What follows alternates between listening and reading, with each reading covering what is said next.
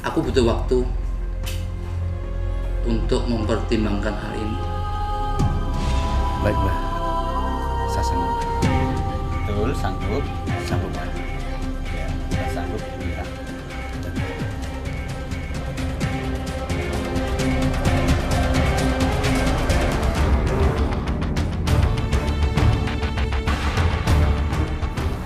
Pemirsa, minggu ini kami telah menerima beberapa kisah dalam pengakuan terlarang.com. Kali ini kami akan mengangkat sebuah pengakuan dari seorang laki-laki yang menyebut dirinya Rahmat. Bisnis jual beli mobil yang digeluti Rahmat mengalami penurunan setiap harinya. Hal ini mendorong Rahmat untuk mengambil sebuah jalan pintas. Seperti apakah yang akan dia lakukan? Kita ikuti penuturannya hanya di pengakuan terlarang.com. Aku ingin berbagi masalahku di sini. Karena aku bingung. Jalan apa yang harus kupilih? Dan aku punya seorang istri, sebut saja namanya Heni. Aku dan Heni sudah dikaruniai 2 orang anak. Awal dari keluarga kecilku ini sangat-sangat bahagia. Kehidupan keluarga aku sangat cukup. Papa. Mama. Papa. Gimana, Pak? Usaha Papa maju, Mah. Iya. Sat, mobil kita banyak. Iya, Pak. Nah, Mama senang banget, Pak. Mama pakai mobil ini, pakai mobil ini. Pak. Pilih, Mah. Pilih. Mama maunya apa? Aku punya usaha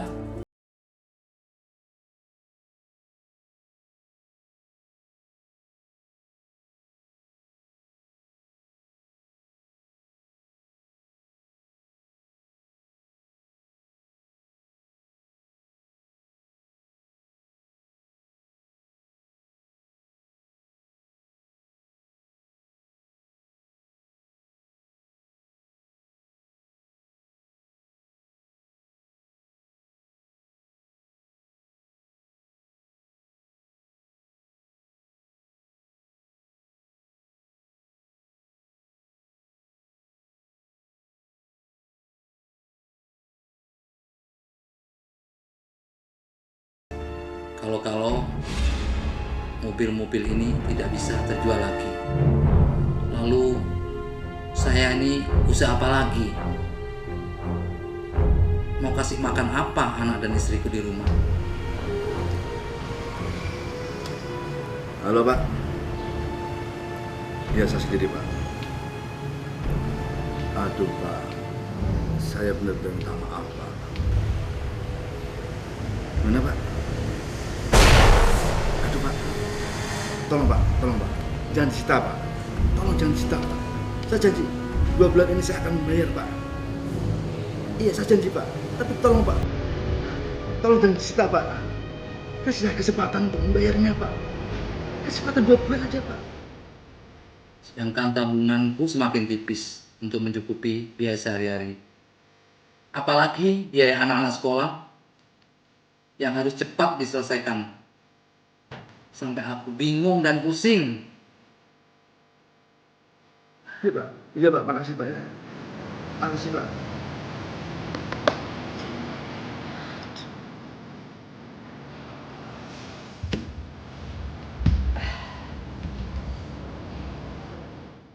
Papa. Pak. Gimana, Pak? Udah lama. Mama nggak sengaja Bapak. Bapak lagi capek, lagi pusing. Bapak harus Papa tadi. nih. Papa kan udah janji. Nanti kan ulang tahun Mama, Papa mau beliin rumah, kalung, gelang. Mana janjinya, Pak?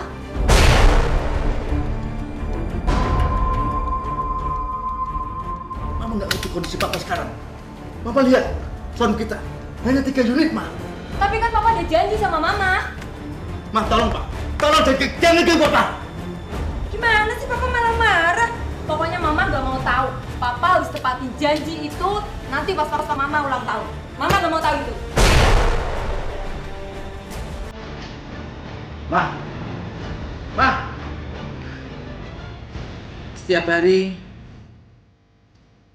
aku sudah berdoa pada Tuhan, memohon semoga aku dimudahkan dan dikabulkan kelancaranku di dalam mencari rezeki.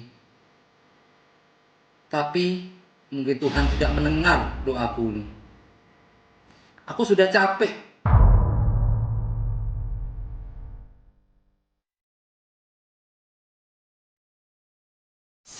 Sampai akhirnya aku berpikir untuk pergi ke dukun.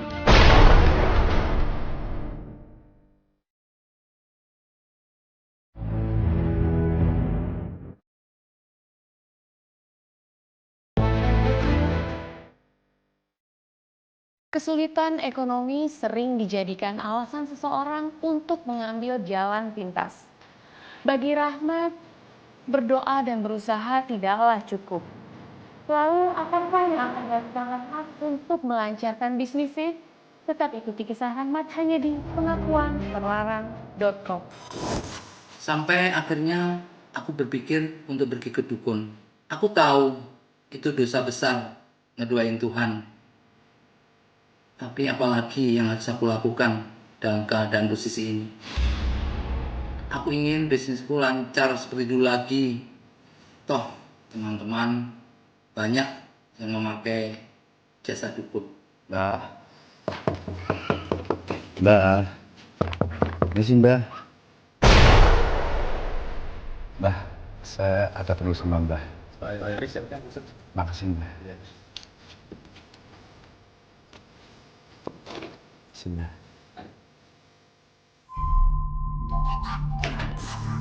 Akhirnya niatku udah mantap untuk pergi ke dukun itu. Saya Rahmat Mbak.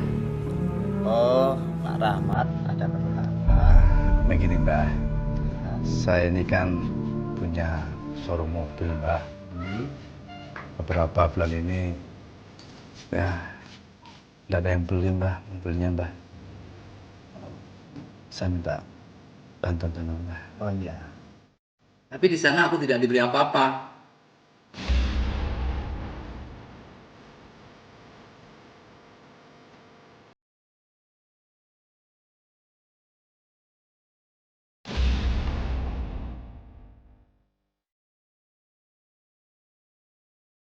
Dukun cuma meminta aku menikahi gadis-gadis di bawah umur.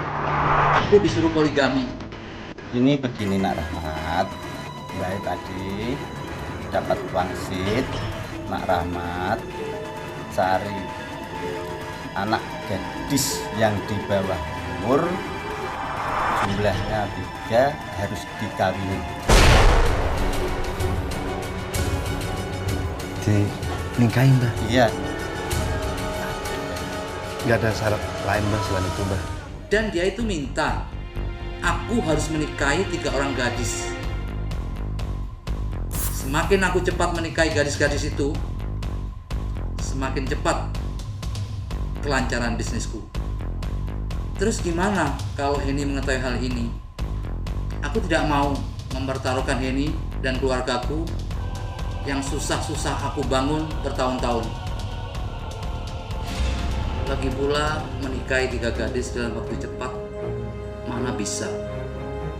Tidak masuk akal. Tapi aku nggak mau untuk melarat dan hidup susah seperti sekarang ini. Aku butuh waktu untuk mempertimbangkan hal ini. Baik Mbak, saya sanggup. Betul, sanggup. Sanggup Pak. Ya, sanggup kita.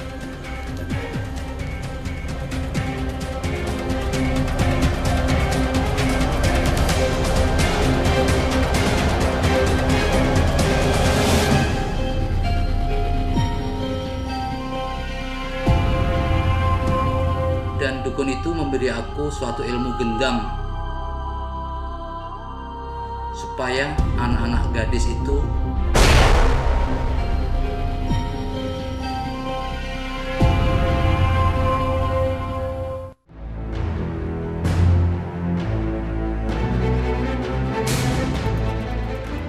Demi sebuah kesuksesan, orang rela melakukan apapun untuk meraihnya. Siapkah Rahmat mempertaruhkan keutuhan rumah tangganya demi kelancaran bisnisnya? dan dukun itu memberi aku suatu ilmu gendam supaya anak-anak gadis itu mau aku nikahi.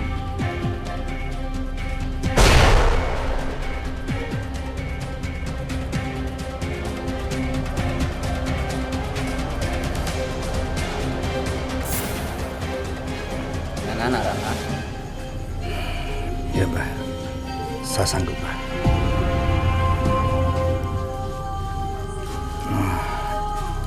Kalau begitu Mbah, saya pamit pulang dulu Mbah.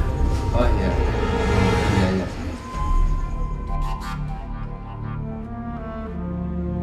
Terus bagaimana dengan Heni?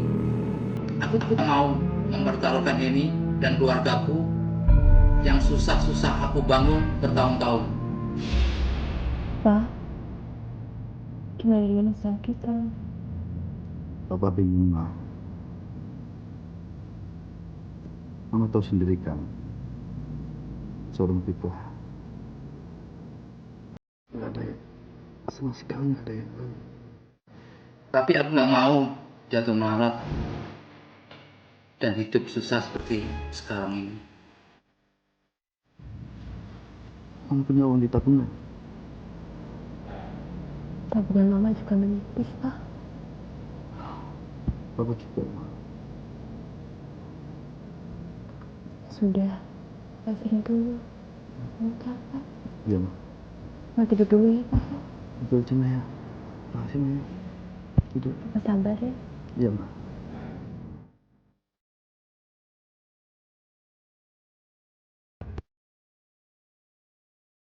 Aku butuh waktu untuk mempertimbangkan hal ini.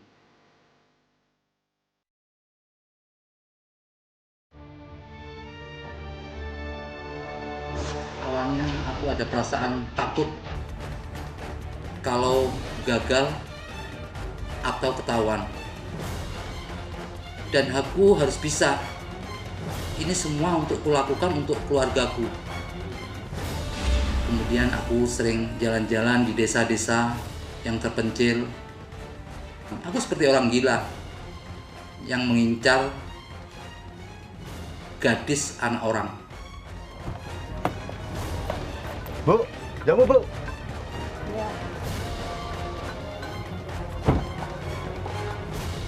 Sampai akhirnya aku dengan gampangnya menikahi gadis-gadis itu. Mereka mudah percaya, patuh, dan menurut-nurut semua omonganku. Boleh saya ke rumahnya Bu? Boleh, mau apa Pak? Saya perlu apa? Jujur aja Bu ya. Saya kok kepingin menikahi istri Bu. Setuju nggak Bu? Yang benar aja Pak. Bapak setelah itu mau menikahi anak saya yang kecil. Gimana Bu? Sekarang aja Bu ya. Iya. Mana Bu? Lewat sana Bu ya? Iya. Dibantu deh. Ya. Capek Bu ya. Iya Pak. Iya. Kadang-kadang aku merasa sangat bersalah sama istriku Heni. Tetapi perjuanganku tinggal sedikit lagi. Masa aku harus menyerah? Kurang satu gadis lagi yang harus aku nikahi. Poligami bisa dilakukan asal dengan maksud dan tujuan yang baik. Lalu akankah Rahmat sadar bahwa apa yang telah dilakukannya itu salah?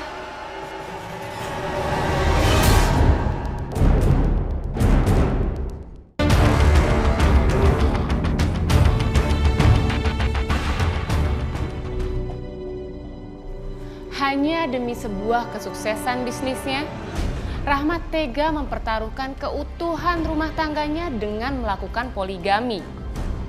Bukannya keuntungan yang didapatkan, tetapi malah kehidupannya semakin terlilit oleh permasalahan yang tidak kunjung selesai. Rahmat menyesal karena dia telah melakukan kesalahan yang besar. Masa aku harus menyerah? Kurang satu gadis lagi yang harus aku nikahi. Perasaan bersalah itu harus kubuang jauh-jauh dulu. Gak mudah cari gadis yang mau kunikahi.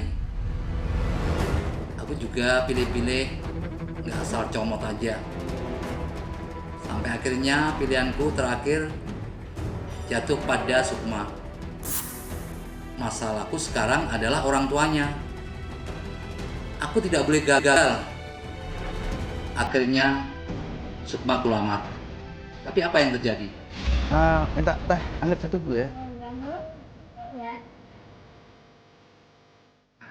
Dari mana, Pak? Ini Bu lagi mau cari teman. Nggak ada, sulit carinya Bu, alamatnya. Ya, setahunya sih dari alamatnya daerah sini. Pak, tehnya. Oh iya. Oh, kan, Pak. Masih deh. Aduh. Ini putri itu ya? Iya, Pak, satu-satunya. Kenapa satu-satunya?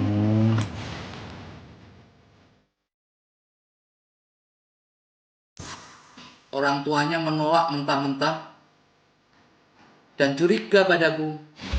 Bu, boleh saya menumpang tidur di sini Bu? Wah, kita rumahnya busuk, Pak. Nggak ada tempat. Nggak masalah Bu. Bu, ini putrinya Ibu ya? Iya, satu-satunya. Juga masih sekolah. Cantik Bu ya? Maksud Bapak apa? Maksud Bapak gini Bu, gimana kalau putrinya Ibu saya nikahi? Enggak, Pak. Ini dia kan masih sekolah. Masih kecil lagi pula. Ibu jangan khawatir, Ibu butuh uang berapa? 10 juta, 20 juta? Enggak. Saya enggak mau uang Bapak. Jadi aku bingung. Kenapa? Apa ilmu dukun itu sudah luntur? Aku dianggap menggombal. Sampai akhirnya mereka mengusirku. Bapak ini kurang ajar banget sih. Pergi enggak? Pergi enggak? Saya auto teriak sama biar orang-orang kampung biar kesini semua. Saya teriak kalau enggak pergi. Saya keluar Bu. Jangan. Padahal jalan yang harus kulalui cuma tinggal sedikit lagi. Kesal jadinya. Aku harus mencari, merayu gadis lain lagi. Ditambah lagi dengan masalah baru yang mulai datang padaku. Ekonomi keluargaku bukannya semakin membaik, tetapi semakin terpuruk. Aku tidak hanya memikirkan keluargaku, tetapi juga menanggung biaya hidup istri-istri yang kunikahi dengan sirih tadi. Bukan semakin kaya.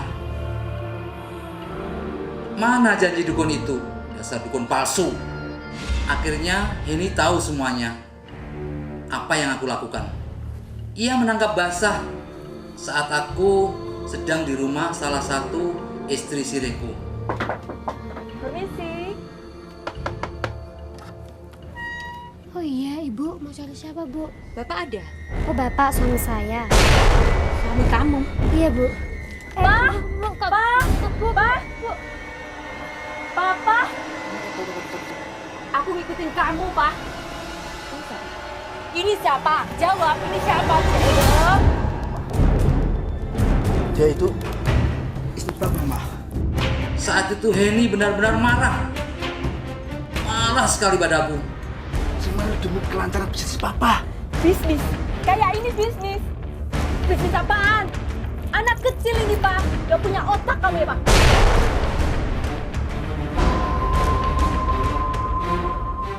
Aku memohon padanya supaya dia mengerti. Tapi Heni sudah gelap mata.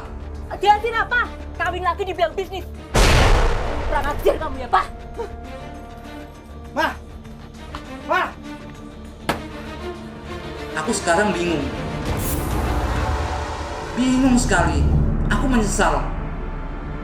Mengapa dulu aku berpoligami? Hidupku semakin tidak karu-karuan. Kalau sudah begini, aku benar-benar nggak tahu lagi mana yang harus kupilih. Aku nggak tahu apa yang harus kulakukan. Apakah harus terus berpoligami dengan mempertaruhkan rumah tanggaku, atau menceraikan semua istri-istri siriku dan memulai kehidupan dari awal lagi. Kita sudah mendengar pengakuan dari Rahmat. Apakah Rahmat harus terus berpoligami dengan mempertaruhkan kehidupan rumah tangganya bersama Heni? Ataukah dia harus menceraikan semua istri sirinya dan memulai kehidupannya dari awal lagi. Jika Anda ingin menolong Rahmat, berikan saran dan komentar Anda di pengakuanterlarang.com. Dan bagi Anda yang ingin berbagi pengalaman serta rahasia yang dianggap tabu, ungkapkan di pengakuanterlarang.com, di mana identitas Anda terjamin kerahasiaannya. Ingat, sebuah pengakuan merupakan awal dari kebebasan.